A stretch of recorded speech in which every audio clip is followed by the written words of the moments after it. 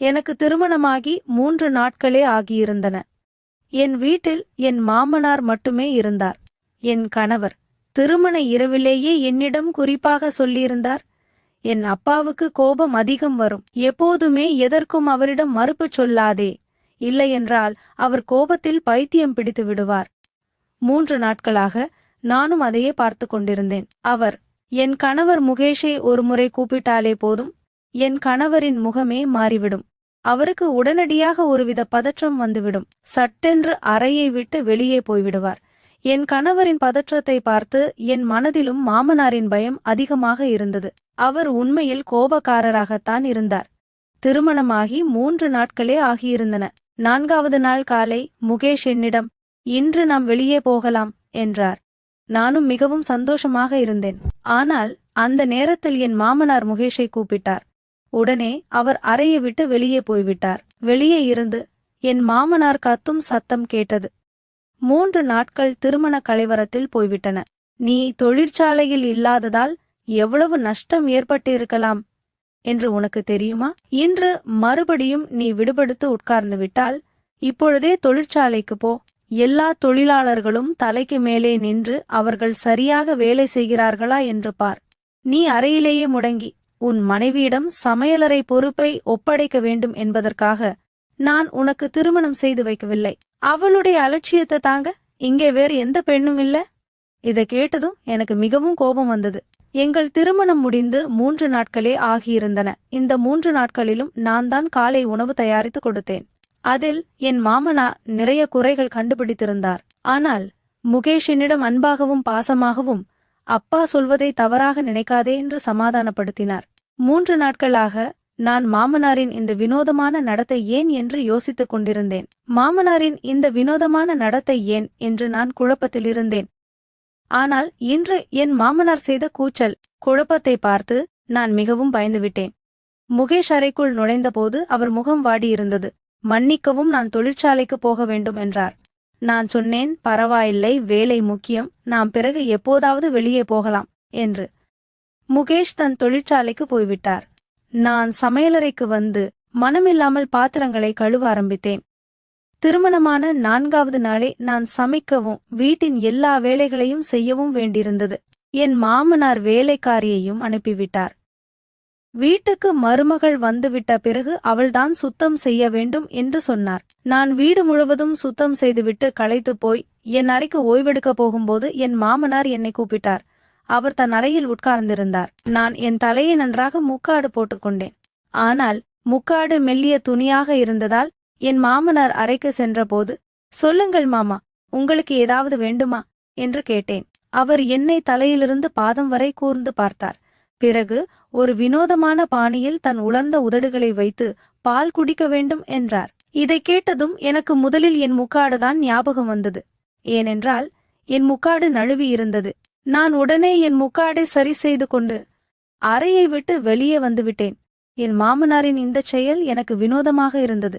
மாமனார் தந்தையின் இடத்தில் இருப்பார். தந்தை ஒருபோதும் மகள்களை தலை முதல் பாதம் வரை இப்படி பார்க்க மாட்டார். நான் உடனே சமையலறைக்கு வந்துவிட்டேன். என் இதயம் வேகமாக துடித்துக் கொண்டிருந்தது. எனக்கு மிகவும் வினோதமாக இருந்தது.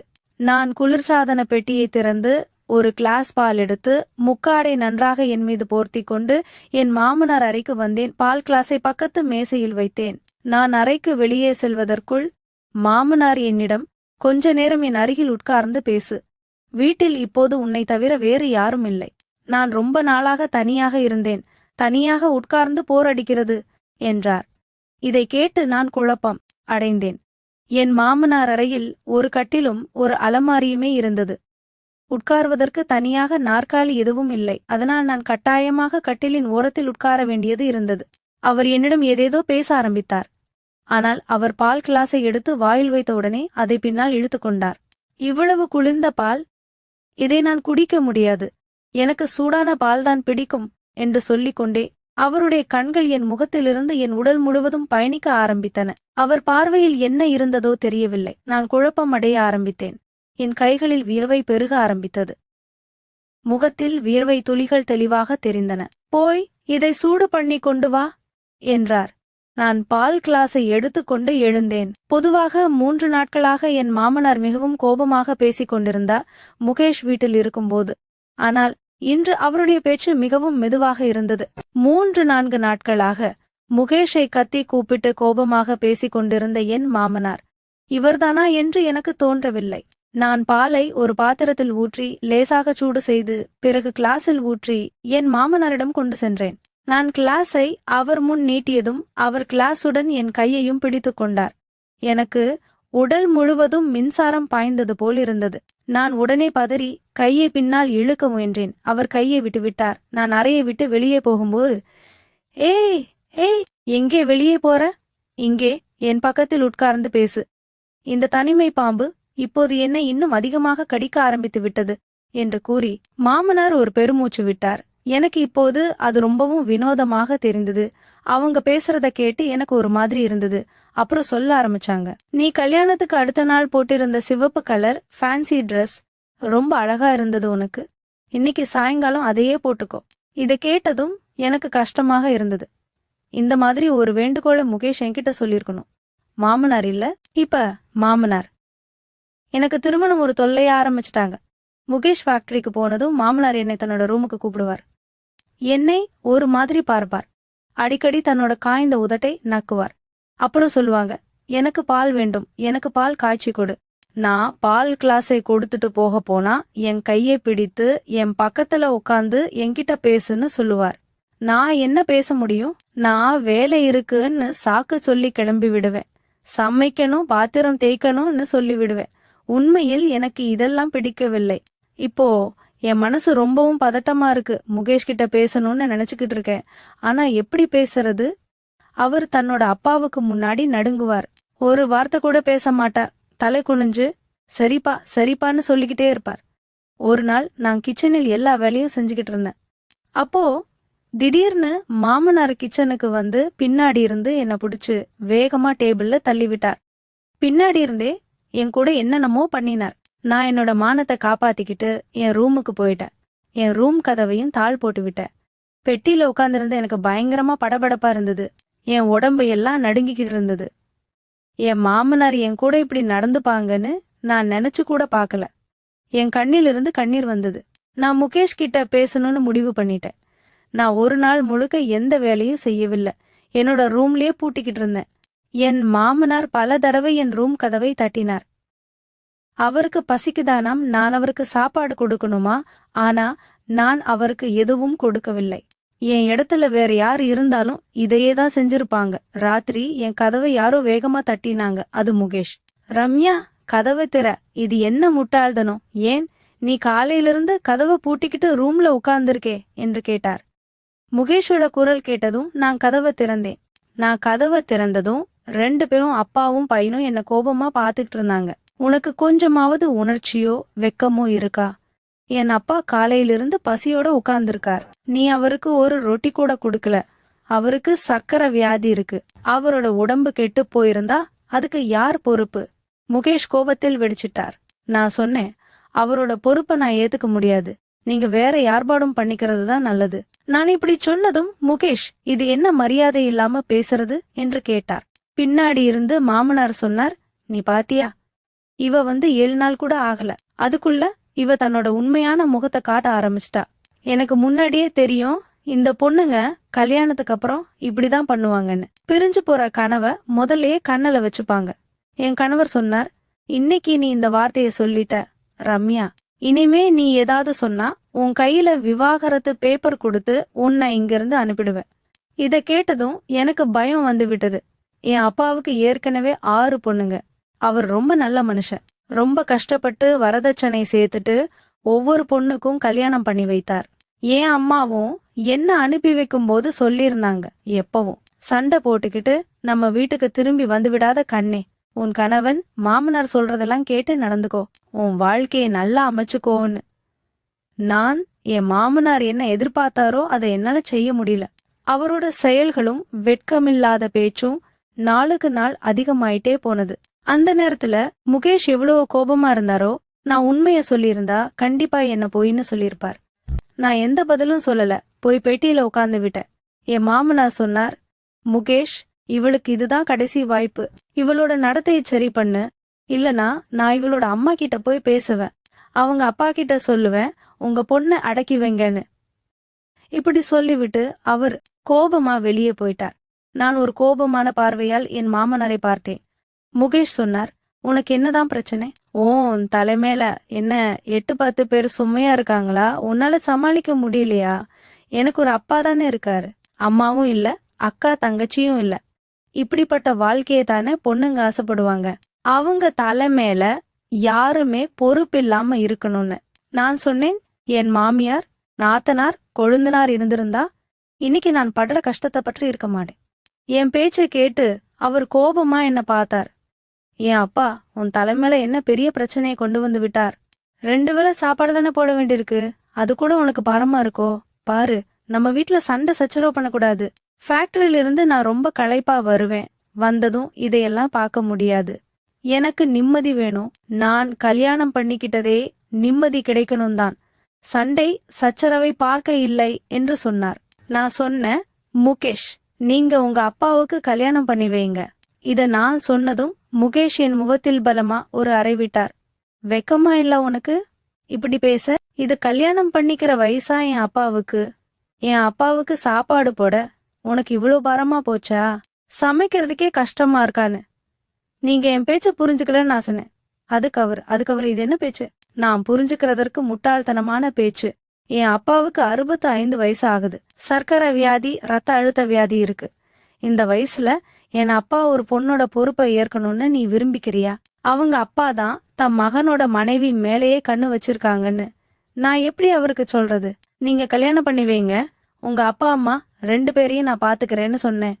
என் பேச்ச கேட்டு அவர் வித்தியாசமா சிரிச்சார். என் அப்பாவோட 2 ரொட்டிய உன்னால சமைக்க முடியல, நீ என் சித்தி அம்மாவை பாத்துப்பியாயா? பாரு, இந்த வீடும் பிசினஸும் ஃபேக்டரியும் எல்லாமே என் அப்பா பேர்ல தான் இருக்கு. அவரோட மனைவின்னு யாராவது வந்துட்டாங்கன்னா எல்லாமே அவங்க கைக்கு போயிடும். என்னையும் உன்னையும் தள்ளி வெளியில அனுப்பிடுவாங்க இந்த வீட்ல இருந்து. என் அப்பாவோட கோபம் உனக்கு நல்லாவே தெரியும். கோபமா இருக்கும்போது யாரையும் மதிக்க மாட்டாங்க. நானும் அமைதியா அப்பாவோட பேச்சு கேட்பேன். இனிமே அப்பா கல்யாண விஷயத்த மறுபடியும் பேசாதன்னு சொல்லிட்டு அவர் ரூம் விட்டு வெளியே போய்விட்டார். இப்போ நான் என்ன பண்ணணும்னு யோசிச்சுக்கிட்டு இருந்தேன். என் மாமனாரோட இந்த மாதிரி செயல்களை என்னால பொறுத்துக்க முடியாது. தாய் வீட்டுக்கு போறதுனா என் வீட்டை நான் அழிச்சுக்கிற மாதிரி. இப்போ நான் விவாகரத்து பண்ணிக்கிட்டா மறுபடியும் எனக்கு கல்யாணம் நடக்கிறதுக்கான வாய்ப்பே இல்லாம போயிடும். நான் விவாகரத்தானவள ஆயிட்டா என் சின்ன தங்கச்சிகளுக்கும் சம்பந்தம் வந்து நின்றுவிடும். நான் துடிதுடிச்சு அழுதுகிட்டு இருந்தேன். துப்பட்டாவால் துடைச்சிக்கிட்டு இருக்கும்போது உடனே முகேஷ் குரல் கேட்டது. ரம்யா, வெளியில் வா, சீக்கிரம் அப்பாவுக்கு புரோட்டா செஞ்சு சாப்பாடு கொடு. கடை சாப்பாடு அவருக்கு ஒத்துக்காதுன்னு சொன்னார். நான் வெளியே போய் காலை சாப்பாடு செஞ்சுட்டு ரூமுக்கு வந்தேன். அன்னைக்கு நான் சாப்பிடவே இல்ல. ஆனா முகேஷ் ஒரு தடவை கூட நீயும் நாள் முழுக்க பசியோடு தானே இருக்க, சாப்பிடுன்னு சொல்லவில்லை. ஆண்கள் எப்பவுமே பெண்களை பற்றி கவலைப்பட மாட்டாங்க. அவங்களுக்கு அவங்க வேலைதான் முக்கியம். முகேஷும் அந்த மாதிரி ஆண்கள்ல ஒருத்தனா இருந்தார். அதுக்கப்புறம் நான் என் வாயை மூடிக்கிட்டேன். ஃபேக்டரிக்கு போனதும் என் மாமனார் என்னை கூப்பிட ஆரம்பிச்சார். நான் ரொம்பவும் கட்டாயத்திலையும் கையாளாத நிலையிலையும் அவங்க ரூமுக்கு போனேன். என்னை பார்த்த அவர் வித்தியாசமா சிரிச்சார். உன்னோட அழகோட மந்திரம் என் பையன் தலையில ஏறி இருக்குன்னு நினைச்சியா? உனக்காக அவன் என்னை விட்டுட்டு போயிடுவான். என்கிட்ட இருந்து பிரிஞ்சு உனக்கு தனியா ஒரு வீடு கொடுப்பான்னு நினைச்சியா? ரம்யா, உன் எண்ணத்தை மாத்திக்கோ, அதுதான் நல்லது. நான் அவனோட சிறகுகளை நல்லா வெட்டி வச்சிருக்கேன். அவன் நினைச்சாலும் எங்கேயும் போக முடியாது, நீயும் போக முடியாது. அதனாலதான் நான் என் பையனுக்கு பணக்கார வீட்டு பொண்ணை கல்யாணம் பண்ணி வைக்கல. ஒருவேளை அவன் என் பையனை இழுத்துட்டு போயிட்டானா போயிடக்கூடாதுன்னு அதனாலதான் உன்னை கூட்டு வந்தேன். ஏன்னா உன் அப்பாவோட நிலைமை எப்படி இருக்குன்னு எனக்கு தெரியும். உனக்கு கல்யாணம் பண்ணி வச்சதுக்கு அப்புறம் மறுபடியும் உன்னை வீட்டுல கார வைக்கவோ இல்ல தனியா ஒரு வீடு வாங்கி தரவோ அவரால முடியாது. இப்போ நீ உன் வாழ்க்கையை சுலபமா வாழணும்னு நினைச்சா நான் என்ன சொல்றேனோ அதை தான் நீ செய்யணும். நான் ரொம்பவும் கஷ்டப்பட்டு போயிருந்தேன். போய் எனக்கு சுட சுட பால் கொண்டு வான்னு சொன்னார். இந்த வார்த்தைகள் என் உள்ளுக்குள்ள நெருப்பு ஊட்டி விட்டது. நான் என்னையே முடிச்சுக்கலாம்னு தோன்றியது. இவ்வளவு அசிங்கமான அவமானகரமான வாழ்க்கைய என்னால பொறுத்துக்க முடியல. நான் என் மாமனார் அறைக்கு உணவு கொண்டு சென்று விட்டு உடனே வெளியே வந்து விடுவேன். அவரிடம் உட்காரவோ பேசவோ மாட்டேன். பெரும்பாலான நேரத்தை என் அறையிலேயே கழித்தேன். ஒரு நாள் எல்லை மீறி போனது. என் மாமனார் முகேஷை பற்றியும் கவலைப்படவில்லை. இரவு உணவு சாப்பிட்டுக் கொண்டிருந்தோம். என் மாமனாரின் விருப்பப்படி நான் பிரியாணி செய்திருந்தேன். அன்று பிரியாணி மிகவும் நன்றாக இருந்தது. சாப்பிடும்போது அவர் சொன்னார், இன்று மருமகள் என் மனதை சந்தோஷப்படுத்திவிட்டாள். மிகவும் சுவையாக சமைத்திருக்கிறாள். இதை கேட்டு முகேஷ் புன்னகித்தார். பெருமிதமான பார்வையுடன் என்னை பார்த்தார். ஆனால் எனக்கு கொஞ்சமும் சந்தோஷமில்லை. பிறகு என் மாமனார் தன் பையிலிருந்து 3,000 ரூபாயை எடுத்து என் பக்கம் நீட்டினார். இதோ உன் பரிசு, இதை வைத்துக்கொள் என்றார். ஆனால் நான் மறுத்துவிட்டேன். நான் என் கடமையை செய்கிறேன், எனக்கு இது வேண்டாம் என்று சொன்னேன். நான் மறுத்ததும் முகேஷ் என்னை கூர்ந்து பார்க்கத் தொடங்கினார். அப்பா அதன் சந்தோஷத்தை கொடுக்கிறார், மறுக்காதே, வாங்கிக்கொள் என்றார். விருப்பமில்லாமல் நான் 3,000 ரூபாயை வாங்கிக் கொண்டேன். நான் பாத்திரங்களை எடுக்க எழுந்ததும் என் மாமனாரும் எழுந்து என் பக்கம் வந்து என்னை கட்டிப்பிடித்து என் நெற்றியில் முத்தமிட்டார். நான் சிலை போல் உறைந்து போயிருந்தேன். அவர் சொன்னார், உன் மாறிய நடத்தையில் நான் மிகவும் சந்தோஷமாக இருக்கிறேன். இப்படியே இருந்தால் வெகு விரைவில் என் இதயத்தில் இடம் பிடித்து விடுவாய் என்று சொல்லிவிட்டு அவர் தன் அறைக்கு சென்று விட்டார். நான் முகேஷை பார்த்தேன். அவர் முகத்தில் எந்த சலனமும் இல்லை. ஆனால் இது எனக்கு மிகவும் பிடிக்கவில்லை. மாமாவின் இது என்ன முறை? நான் அவருடைய சொந்த மகள் இல்லை. அவர் என்னிடமிருந்து விலகி நின்று பேச வேண்டும்.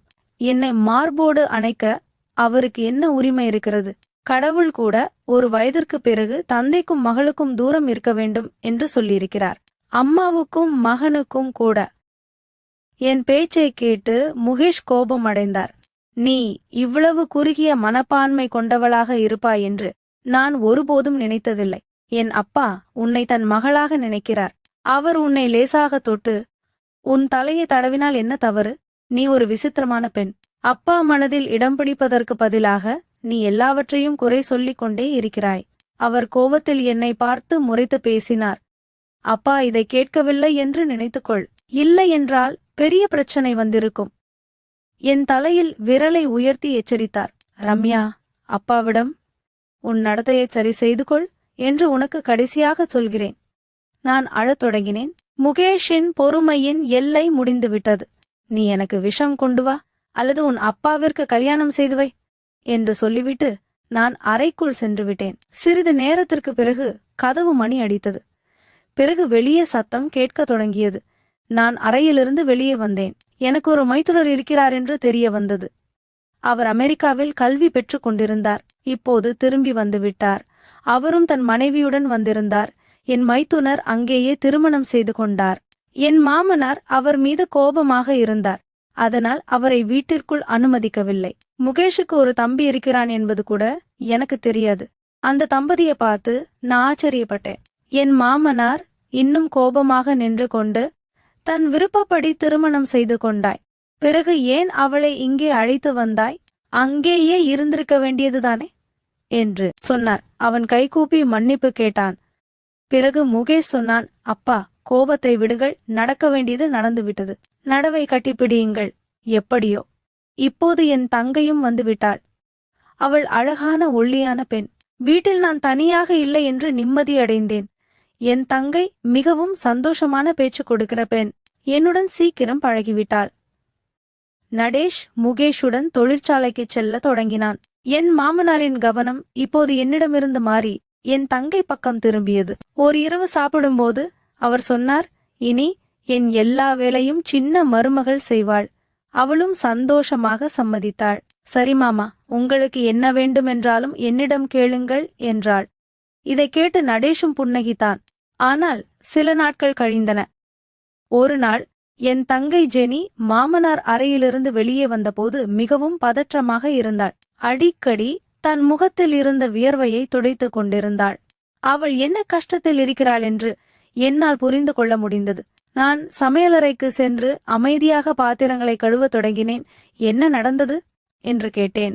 அதற்கு அவள் சொன்னாள், மாமாவின் பழக்கங்கள் எனக்கு மிகவும் விசித்திரமாக இருக்கின்றன.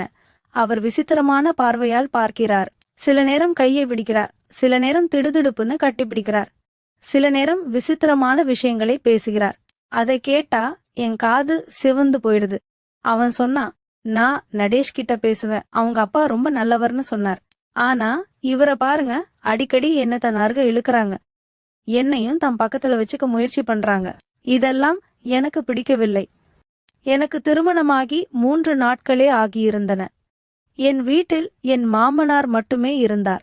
என் கணவர் திருமண இரவிலேயே என்னிடம் குறிப்பாக சொல்லியிருந்தார், என் அப்பாவுக்கு கோபம் அதிகம் வரும், எப்போதுமே எதற்கும் அவரிடம் மறுப்பு சொல்லாதே, இல்லையென்றால் அவர் கோபத்தில் பைத்தியம் பிடித்து விடுவார்.